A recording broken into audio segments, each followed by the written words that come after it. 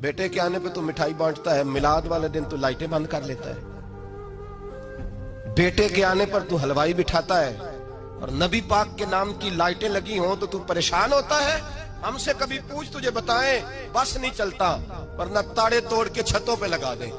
बस नहीं चलता, फरिश्तों को भी कहें आओ हमारे साथ शामिल हो जाओ, आमद मुस्तफा मरहबा मरहबा का नारा लगाना है।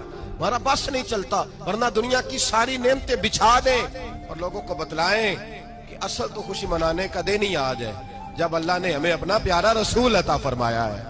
और हमारे इमाम, तू कहता है मिलाद ना कर, हमारे इमाम ने तो कहा हशर तक डालेंगे हम, हशर तक। ये 2-4 दिन का तो प्रोग्राम ही नहीं हमारा, हशर तक डालेंगे हम पैदाइशे मौला की धूम और मिसले फारस नजद के कले गिराते जाएंगे। खाक हो जाए अदु जल कर मगर हम तो रजा, दम में जब तक दम है जिक्र उनका सुनाते जाएंगे।